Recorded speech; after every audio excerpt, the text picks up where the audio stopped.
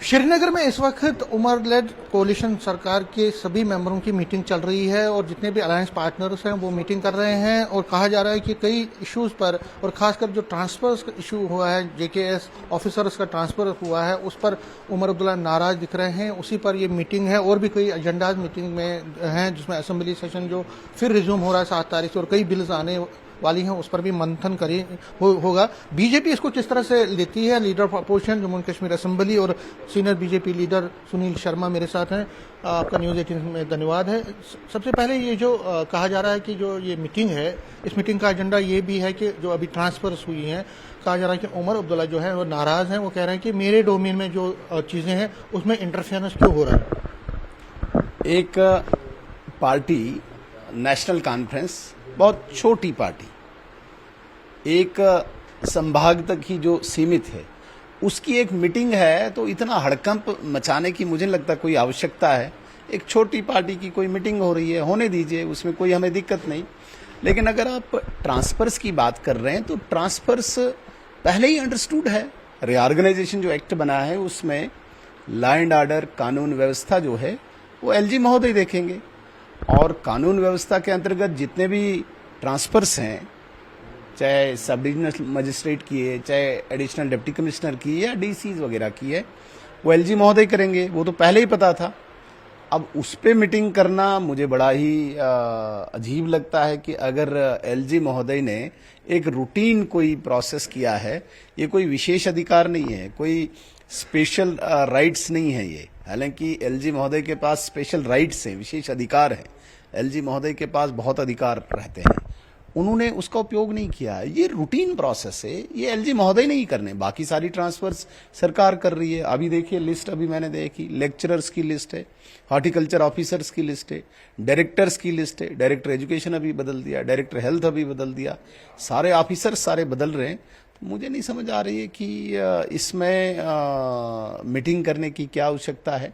अगर यही मीटिंग है तो, अगर उनकी पार्टी की मीटिंग है तो करने दीजिए, वो करते रहें बहुत। लेकिन उनसे हमारे जो एमएलए हैं, उनसे हमारे रिपोर्टर की बात हुई वहाँ पे, वो कहते हैं कि देखिए एक मैंडेट मिला है, अगर आईएएस ऑफिसर्स भी एलजी साहब ने करने हैं, उनकी तकर्री या पोस्टिंग से या ट्रांसफर, अगर केएस ऑफिसर, तो हमने क्या करना है। और जो मैंडेट मिला है क्या उसकी वायलेशन नहीं है, ये मैंडेट के खिलाफ जाता है, ये उनका पॉइंट है। उनसे आप पूछिए कि क्या आपने यूटी और स्टेट को पढ़ा है, डिफाइन किया, परिभाषा पढ़ी है। मैंडेट का मतलब क्या है कि वो सारा कुछ करेंगे, भारत चलाएंगे क्या? यूनियन टेरिटरी है, यूनियन टेरिटरी का मैंडेट है, कोई स्टेट का मैंडेट थोड़ी है। यूनियन टेरिटरी यहां है, पुडुचेरी है, दिल्ली है, वहां कैसे चल रहा है? उनको मैंडेट मिला इसलिए हम सब कुछ करेंगे, ऐसा थोड़ी होता है। नियम के तहत चलता है, कानून के तहत चलता है, संविधान के तहत चलता है और संविधान ने यह अधिकार दिया है कि यूनियन टेरिटरी में कानून व्यवस्था एलजी महोदय देखेगा। अब मैं कहूंगा कि नहीं, मैं श्रीनगर से जीत के आया हूं, मुझे मैंडेट मिला है, एलजी महोदय कुछ नहीं, ऐसा तो नहीं होता है ना।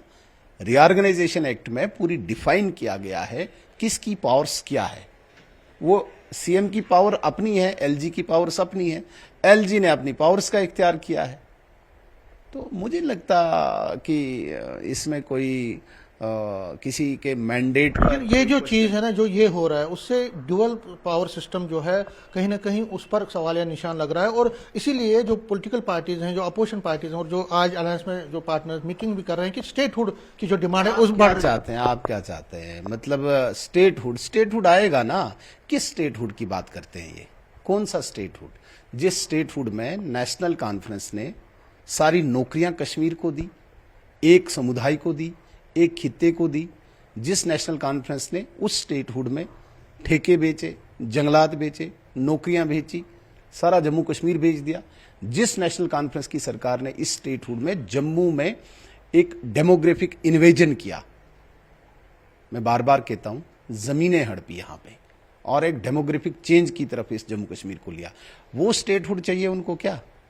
अन्यथा उनके पास तो सारी पावर्स हैं, अगर वो चाहे तो सब कुछ कर सकते हैं। लेकिन अगर वो यही करना चाहते हैं कि अपने जो उनके डिस्ट्रिक्ट प्रेसिडेंट्स होते थे वो डीसी लगें, जो उनके तहसील प्रेसिडेंट्स होते थे वो तहसीलदार लगें, वो हुआ है, नेशनल कॉन्फ्रेंस ने वो किया है, इतिहास है हमारे सामने कि मेरा डिस्ट्रिक्ट प्रेसिडेंट डीसी लगेगा, मेरा तहसील प्रेसिडेंट तहसीलदार लगेगा।